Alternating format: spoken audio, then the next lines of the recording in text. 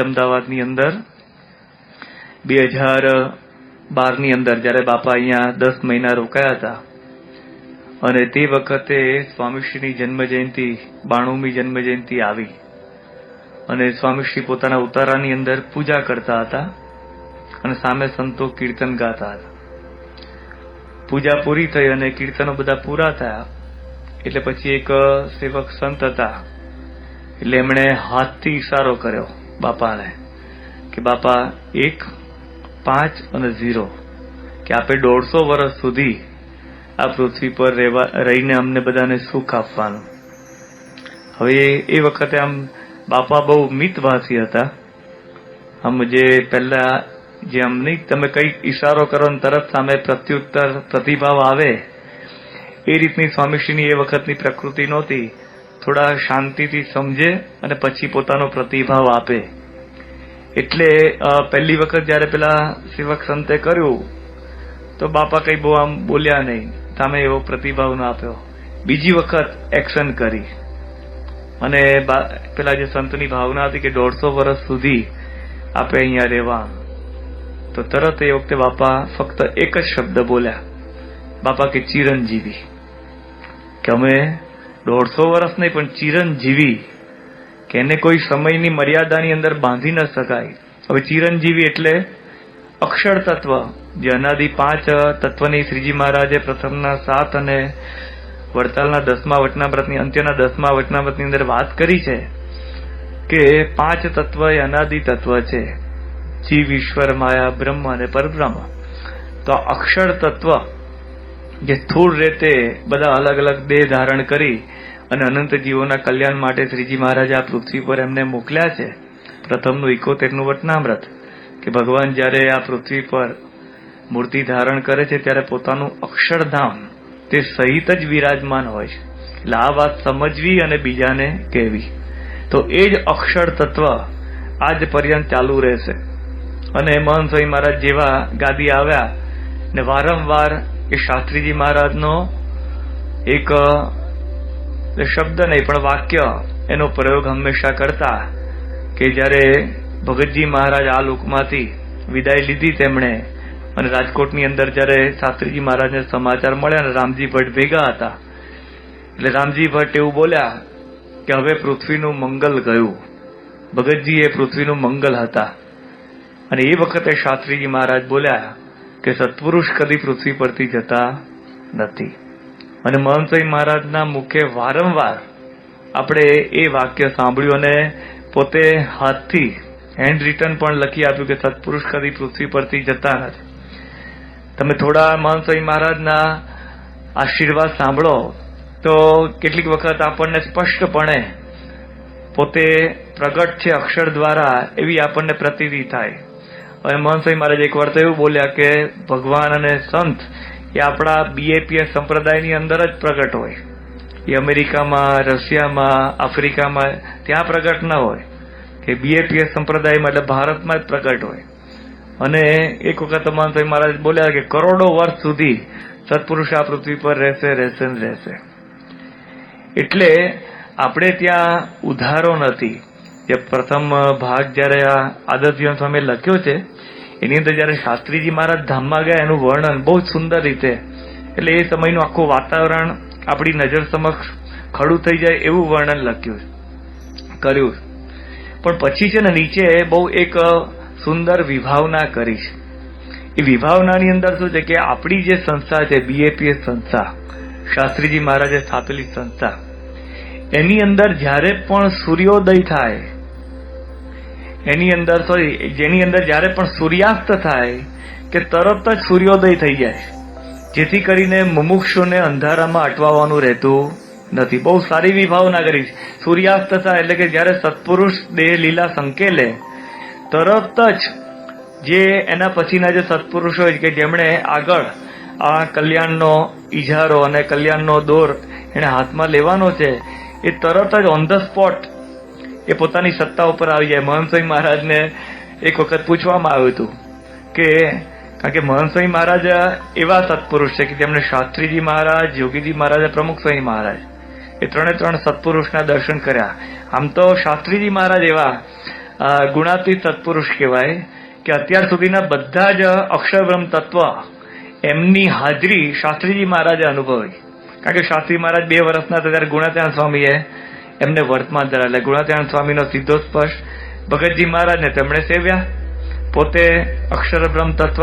ત્યાર પછી યોગીજી મહારાજ, પ્રમુખ સ્વામી મહારાજ, યોગીજી મહારાજ એમની સાથે રહ્યા, પ્રમુખ સ્વામી મહારાજને દીક્ષા આપી અને મહંત સ્વામી મહારાજનું નામ પણ એ શાસ્ત્રીજી મહારાજે પાડ્યું. એટલે શાસ્ત્રીજી મહારાજ આપણા સંપ્રદાયની અંદર એવા સત્પુરુષ કે જેમણે અત્યાર સુધીના બધા જ ગુણાતીત પુરુષો એમનો સંયોગ, એમનો યોગ એમણે પ્રાપ્ત થયો છે અને એમની હાજરી એમણે અનુભવી. એટલે મહંત સ્વામી મહારાજને આ પૂછ્યું હતું કે શાસ્ત્રીજી મહારાજ જયારે સત્પુરુષ હોય, પછી યોગીજી મહારાજ અને પ્રમુખ સ્વામી મહારાજ, તો બધા જ સત્પુરુષ સાથે હોય એક સાથે જ પૃથ્વી પર, તો એ વખતે આમ ન જણાવે કે ભાઈ હવે આના પછી આ. તો મહંત સ્વામી મહારાજ બહુ સારી વિભાવના કરી. મહંત સ્વામી મહારાજ કે મર્સિડીઝ ગાડી બધી ગેરેજમાં પડી હોય, પછી છે ને એ વખતે જે તમે વાપરતા હો એ જે છે ને એક્ટિવ હોય, બાકીની બધી ગેરેજમાં પડી હોય. સામર્થ્ય તો એટલું જ હોય એની, ધારો કે 50 લાખ કે 80 લાખ એની કિંમત હોય ને, તો એની કિંમત એટલી ને એટલી જ હોય, એટલો જ એનો પ્રભાવ અને બધી જ એની જે પણ ગાડીની આપણે કહે ને કે ગરિમા એ બધું હોય. અને પહેલી ગાડી બધી રીતે જેટલી વાપરી હોય એટલી એકદમ વપરાઈ જાય, આપણે કહે ને કે એનો કફ નીકળી જાય ને ત્યાર પછી બીજી ગાડી છે ને રોડ ઉપર આવે. એમ સત્પુરુષ એમને પોતાના કાર્યકાળ દરમિયાન જેટલું કાર્ય કરવું હોય એટલું પોતે કરી લે, ત્યાર પછી બીજા જે સત્પુરુષ હોય એ આગળ આખી સંસ્થાને ધપાવે. પ્રમુખ સ્વામી મહારાજ તો 1985ના સમયમાં એવું બોલ્યા હતા કે શાસ્ત્રીજી મહારાજે આ સંસ્થાના પાયા પાતાળે નાખ્યા, એટલે કોઈ શિખર તો શું, શિખરની કાંકરી પણ ખેરવી શકશે એ નહીં. શાસ્ત્રીજી મહારાજ જયારે પ્રમુખ સ્વામી મહારાજને પ્રમુખ બનાવ્યા અને એ વખતે નિર્ગુણ સ્વામી બીમાર હતા આણંદ, અને એમને ખબર પડી કે શાસ્ત્રીજી મહારાજે નારાયણ સ્વરૂપદાસને પ્રમુખ બનાવ્યા, તો એ વખતે નિર્ગુણ સ્વામી આણંદમાં બોલ્યા કે શાસ્ત્રીજી મહારાજે આપણી સંસ્થાના પાયા પાતાળે નાખ્યા. એટલે આપણે ત્યાં સત્પુરુષ હંમેશા હોય છે ને રહેવાના છે. તો આવી એક અદભુત સત્પુરુષની હાજરી એ આપણને પ્રાપ્ત થઈ છે, આપણા બહુ જ મોટા ભાગ્ય. એટલે આજના દિવસની આપણે સ્મૃતિ કરીએ તો મોટા પુરુષે આપણે વચ્ચેથી વિદાય લીધી, પણ એમણે એમના સ્વરૂપ જે સત્પુરુષે એમની પણ સહેજે આપણને એક કાગળની અંદર ઓળખાણ કરાવી.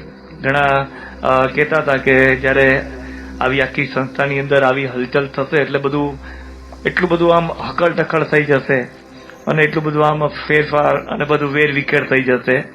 પણ અહીંયા ભગવાન અને સંત ચલાવે છે ગુણની ગાદી છે. અહીંયા કોઈ વારસાની ગાદી નથી, અથવા ધારો કે બીજી વિદ્વત્તા અથવા કઈ બીજી મહત્તાની ગાદી નથી. આપણે ત્યાં ગુણની ગાદી છે અને અક્ષરબ્રહ્મ તત્વની ગાદી છે. એટલે અક્ષરબ્રહ્મ તત્વ એ શાશ્વત છે, એટલે એની અંદર બધા ગુણો એ રહેવાના. એટલે એ બધી કોઈકના મનની અંદર આવી ભાવના હોય અથવા વિચારણા હોય, પણ આપણે ત્યાં તો એક જણાએ વિભાવના કરી કે જેમ ગાડી જે ફૂટપાથ જતી હોય ટ્રેન, અને જયારે પાટો બદલે ને ત્યારે આપણને અનુભવ થાય છે, ખડખડ ખડખડ કરતા અવાજ આવે. એમ જયારે આખા સત્પુરુષ BAPS સંસ્થા મિની ગવર્મેન્ટ જેવી સંસ્થા અને સત્પુરુષ બદલાયા, કહેતા કે નવું સ્વરૂપ સત્પુરુષનું આવ્યું, એટલો પણ અવાજ નથી આવ્યો, એટલી પણ હલચલ અંદર એ થઈ નથી. એ સત્પુરુષનું પ્રગટપણું અને એનો પ્રતાપ, એનું સામર્થ્ય એ પોતે કહેવાય કે સહેજે નવા સત્પુરુષની અંદર એ આપણે બધા જોડાઈ ગયા. તો આજે આપણે તો વિશેષતઃ પ્રમુખ સ્વામી મહારાજની સ્મૃતિ એ કરવાના છીએ. ગઈકાલે આપણે જે વાત કરી કે પ્રમુખ સ્વામી મહારાજમાં અનંત ગુણો હતા, પણ અનંત ગુણોની અંદર જે મુખ્ય ગુણ સ્પર્શી જાય એવો ગુણ હતો એ ક્ષમા ભાવના. કારણ કે આપણને એક અનુભવ થાય છે કે પ્રમુખ સ્વામી મહારાજે આવી એક વિશ્વવ્યાપી સંસ્થા કરી, આટલા મંદિરો કર્યા, આટલા સંતો કર્યા, આટલા હરિભક્તો કર્યા, એ બધાને એક તાતણે રાખ્યા. બહુ અઘરું છે. આપણને અનુભવ છે, આપણે જે 20, 25, 50 વર્ષથી સંસારની અંદર નાના મોટા કામ કરીએ છીએ, ઘર સંસાર ને વ્યવહાર ચલાવે છે, 5 માણસને સારી રીતે આપણે રાખી શકતા નથી.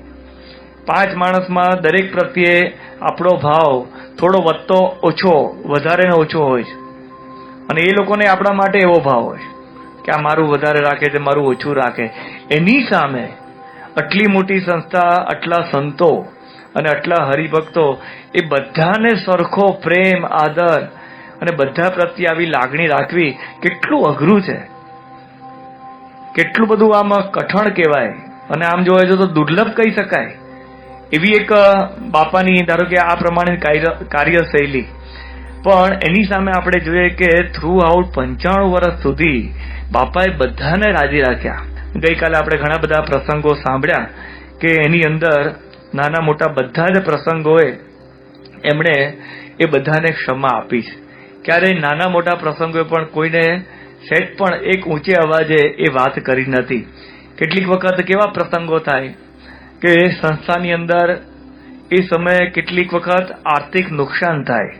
હવે ભારે પૈસાની કટોકટી હોય અને એની અંદર આર્થિક મોટું નુકસાન થાય એટલે જે કામ કરનાર જે વ્યક્તિ હોય ને હેપતાઈ જાય કે હવે શું થશે. અને સ્વાભાવિક છે, આપણાથી કોઈ નુકસાન થાય એટલે આપણા ઉપરીનો આપણી ઉપર કોપ થવાનો જ છે એવું મનની અંદર થઈ જ જાય. એટલે નિરાશાની અંદર, ડિપ્રેશનની અંદર આવી જાય. પણ એ સમયે પણ બાપા એટલા બધા સ્થિર રહ્યા છે, એટલા બધા ક્ષમાશાળી થયા. ત્યાં ગોંડલ ગુરુકુળનું 1966 ની અંદર કામ ચાલતું હતું અને સિદ્ધેશ્વર સ્વામી અને રામચરણ સ્વામી એ બંને બાંધકામનું કામ સંભાળતા હતા. હવે જે ગોંડલની અંદર સભા મંડપ, જે પ્રાર્થના ખંડ, એનો સ્લેબ લેવાતો હતો. હવે ભગવાનનું કરવું, કંઈક કામ કાચું હશે. આ બાજુ ગોંડલ ગુરુકુળ ઉદ્ઘાટનના દિવસો ઓછા ને એની અંદર આ બધું કામ ચાલતું હતું અને અચાનક એ સ્લેબ તૂટ્યો. જીવન ચરિત્રની અંદર ઉલ્લેખ છે કે એ સમયે 60 થી 70 હજાર રૂપિયાનું નુકસાન કહેવાય. એટલે અત્યારે 60-70 લાખ સમજી જ લેવા, એના કરતા પણ વધારે. હવે એ સમયે યોગીજી મહારાજ, તમે યોગીજી મહારાજની ગોંડલ માટેની જે લાગણી, એના કેટલાક પ્રસંગો સાંભળો ને તો ખુલ્લે આમ બધાને દેખાય કે યોગી આપવાને બસ ગોંડલ જ દેખાય છે, બીજું કંઈ દેખાતું નથી. ઇવન એ વખતે સારંગપુરના જે કોઠારી, ગઢડાના જે કોઠારી સંતો સ્પષ્ટપણે કહેતા કે યોગીજી મહારાજ બધું ગોંડલ જ ખેંચી જાય, બધું જ ગોંડલ, નાનું મોટું હોય તો ગોંડલ. ઇવન અહીંયા અમદાવાદની પ્રતિષ્ઠા હતી અને અમદાવાદની પ્રતિષ્ઠાની અંદર પ્રસંગ કેવો થયો કે સ્વાભાવિક છે, આટલા હરિભક્તો આવવાના હોય એટલે પાગરણ લાવવાનું હોય. તો અમદાવાદના એક સંત હતા ને, એને મનની અંદર હંમેશા કે યોગી આપા બધું ગોંડલનું બહુ ભેગું કરે છે, ભેગું કરે છે. એટલે આ વખતે અમદાવાદની પ્રતિષ્ઠામાં આપણે ગાદલા છે ને ગોંડલથી મંગાવાય, આપણે પૈસા ખર્ચીને વાપરવા નથી.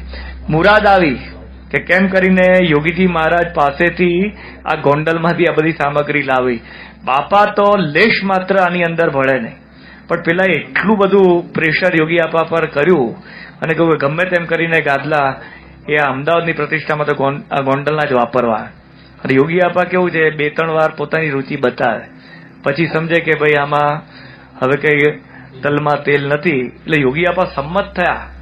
પણ કઈ શરતે સંમત થયા? એમણે પ્રમુખ સ્વામી મહારાજને વાત કરી કે હું ગાદલા આપું, પણ તમારે ગણીને લઈ જવાના અને ગણીને પાછા ગોંડલ પહોંચાડવાના. જો એ બાહેધારી તમે લેતા હો તો ગોંડલના ગાદલા આપો. પેલા સંતને તો ગમે તેમ કરીને લાવવાતા. પણ કહેવાય છે કે બાપા એવી રીતે જ ગોંડલથી ગાદલા અહીંયા લાવ્યા અને પ્રતિષ્ઠા પૂરી થઈ. અને તમે પ્રસંગ પહેલા ભાગની અંદર વાંચજો કે બાપા એ ગાદલાની ટ્રક ભરી ઉપર સૂતા, અહીંથી પછી સુરેન્દ્રનગર લીંબડી થોડો રેસ્ટ કર્યો ને પછી છેક ગોંડલ ગયા ને પછી બરાબર ગણીને યોગી આપાને જયારે કહ્યું કે એક્ઝેક્ટ એટલા છે, ત્યારે યોગી આપાને હાથ થઈ કે આપણા ગોંડલના ગાદલા પાછા આવી ગયા. તો એ સમયની અંદર ગોંડલનું 60 થી 70 હજાર રૂપિયાનું નુકસાન થયું હોય એટલે પેલા બંને સંતો એટલા હેતા કે પૂરું થઈ ગયું, આપણી સેવા ઉપર પાણી ફરી વળ્યું એવું થયું. પણ એ વખતે યોગીજી મહારાજને વિતરણની અંદર સમાચાર મળ્યા અને તાત્કાલિક બાપાને એમણે કહ્યું કે તમે ગોંડલ જઈ અને એ પરિસ્થિતિ શું થઈ છે એના સમાચાર પ્રાપ્ત કરો. અને બાપા ત્યાં આવ્યા. હવે જેવા પ્રમુખ સ્વામી મહારાજ ગોંડલની અંદર આવે એટલે બંને સંતો ફફડ્યા, કારણ કે એ વખતે તો બાપા પ્રમુખ હતા અને ઓવરઓલ બધા જ નાના મોટા બાંધકામ ને બધું એ પ્રમુખ સ્વામી મહારાજ એનું ધ્યાન ને દેખરેખ રાખતા હતા. એટલે બંને સંતોને એવું કે બાપા ખકડાવશે.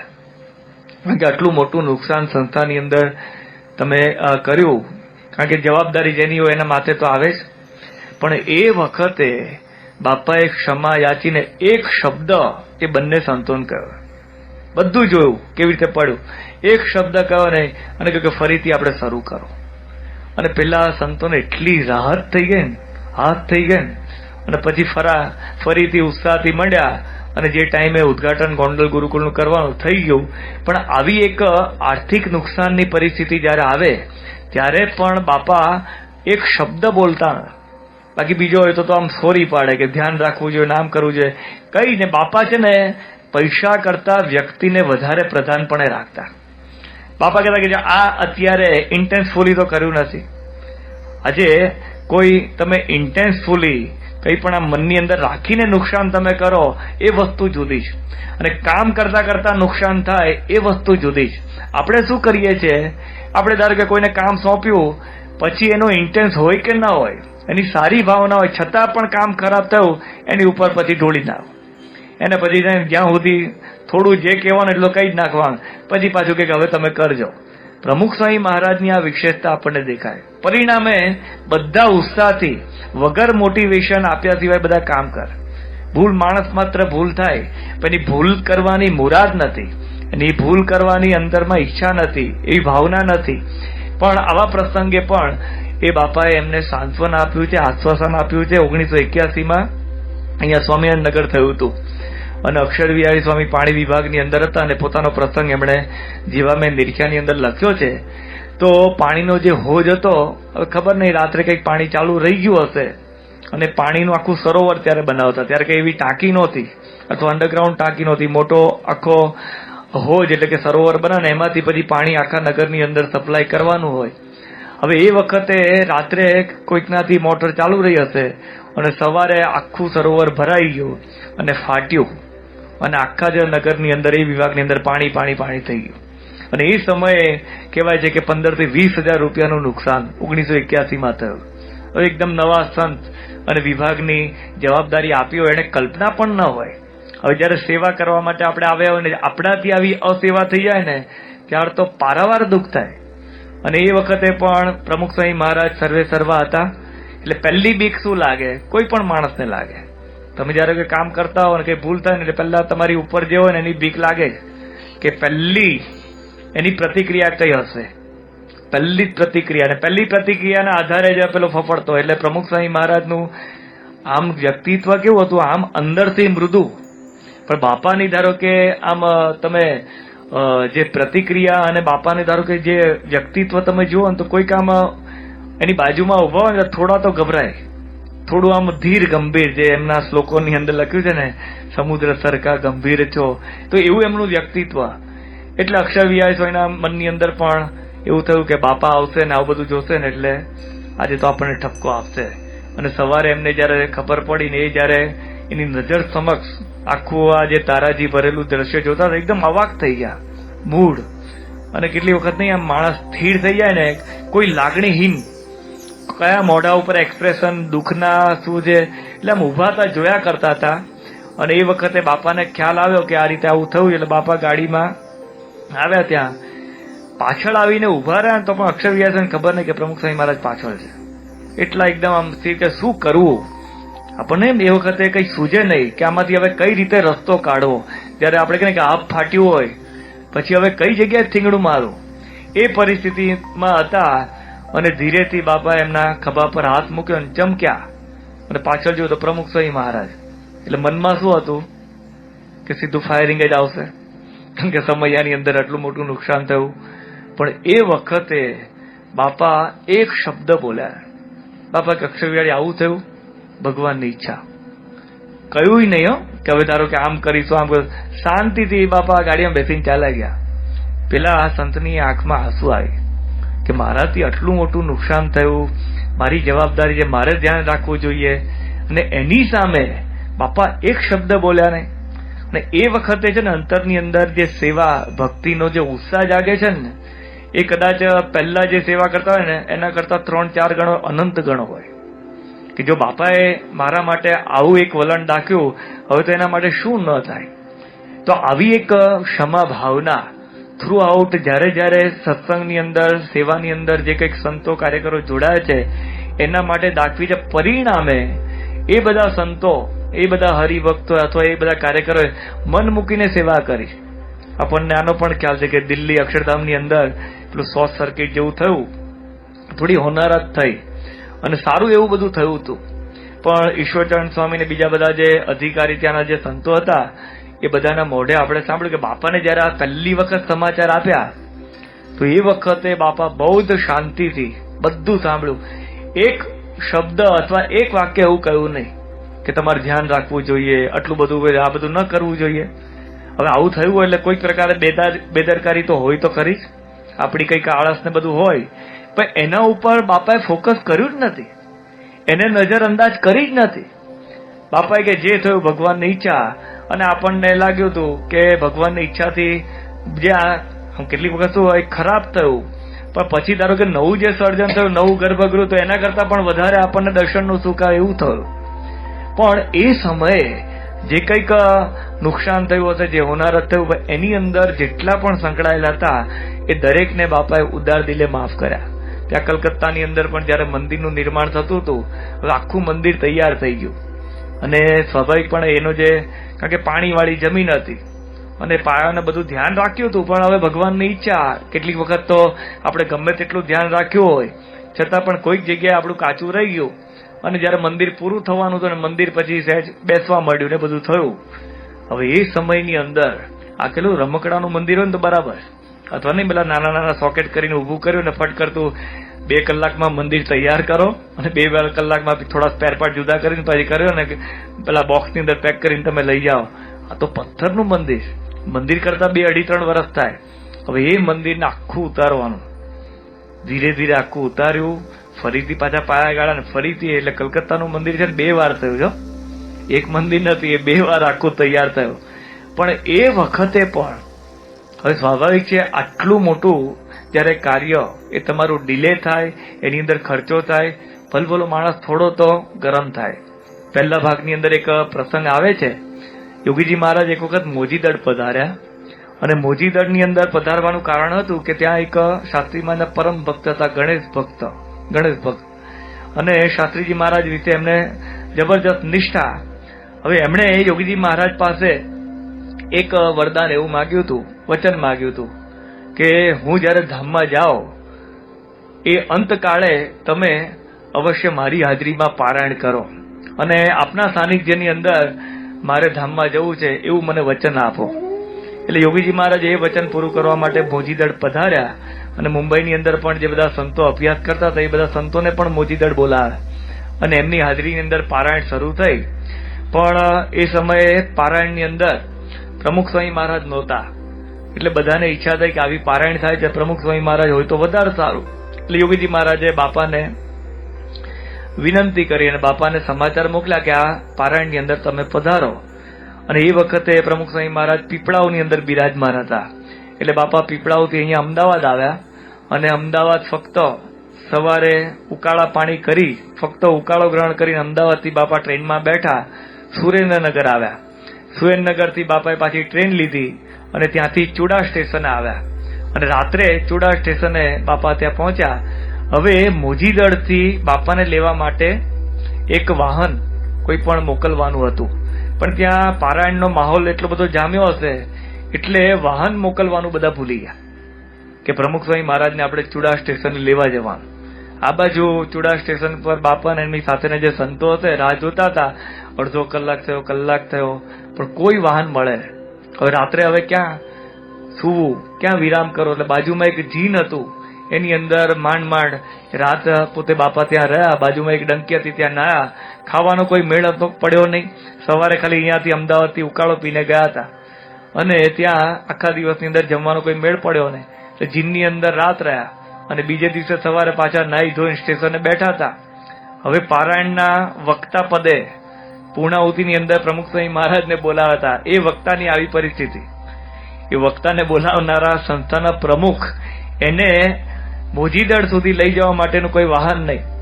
સવારે પણ પેલા લોકોને ખ્યાલ ના આવ્યો કે પ્રમુખ સ્વામી મહારાજ માટે કોઈ વાહનની વ્યવસ્થા કરવી જોઈએ. બીજે દિવસે સવારે કેટલાક બોટાદના હરિભક્તો એને મૂકવા માટે એક વાહન ત્યાં આવ્યું અને એ વાહનની અંદર બાપા મોજીદળ પહોંચ્યા અને મોજીદળ જેવા પ્રમુખ સ્વામી મહારાજે જોયા ને એટલે બધાના હોંશકત ઉડી ગયા. કોના? કે જેને વાહનની વ્યવસ્થા સોંપી હતી ને એને ત્યારે લાઈટ થઈ કે બાપાને તો મોકલવા માટે ગઈકાલે રાત્રે આપણે ગાડી મોકલવાની અને આપણે ભૂલી ગયા ને બાપા એની રીતે આવ્યા અને બધા એવા ફફડતા હતા ને એટલે તરત જ બાપાના ચરણોમાં બાપા અમારી ભૂલ થઈ ગઈ, અમે ભૂલી ગયા. બાપા એક જ શબ્દ, એક જ વાક્ય બોલ્યા. બાપા કે કોઈક વાર આવું થાય. શું બોલ્યા? કોઈક વાર આવું થાય. હવે જે વક્તા પદે હોય ને એનો પાવર પાછો જુદો હોય. જે પારાયણો ગજાવતા હોય, આખી સંસ્થાને પ્રમુખ તરીકે બધે નાની મોટી કાર્યવાહી કરતા હોય ને એની એટલી જબરજસ્ત આખી ઇમેજ ને બધું હોય, હાથમાં રાખવા પડે અમુક વક્તાને તો. એને ટાઈમે ટાઈમે સ્ટેજ ઉપર લાવવાના, ટાઈમે ટાઈમે ગાડી, ટાઈમે ટાઈમે જમાડી દેવાના, ટાઈમે ટાઈમે એનો આરામ. આ તો આપણે અહીંયા ત્યાં બહુ સારું છે આપણી સંસ્થામાં. બાકી બહાર ધારો કે કોઈ પારાયણ બેસાડી હોય અથવા કોઈક આવો ઉત્સવ કર્યો ને એમાં કોઈને ઇન્વાઇટ કર્યા હોય, જ્યાં સુધી જાય નહીં ને ત્યાં સુધી તમને ઊંઘ ના આવે. પણ આવા સમયે એ પારાયણના મુખ્ય વક્તા તરીકે બાપાને ત્યાં બોલાવ્યા. એ પોતે ભૂલી ગયા છતાં પણ બાપા શું બોલ્યા કે કોઈક વાર આવું થાય. એક શબ્દ એમણે કહ્યો નહીં કે ભાઈ હું આવું પ્રમુખ છું, તમારે ધ્યાન તો રાખવું જોઈએ, કેવું તો જોઈએ. સવાર તો મોકલવી હતી ગાડી, રાત્રે ન મોકલી તો વાંધો નહીં, પણ સવાર તો ભાન આવવું જોઈએ ને. પણ એક શબ્દ એ વખતે બોલ્યા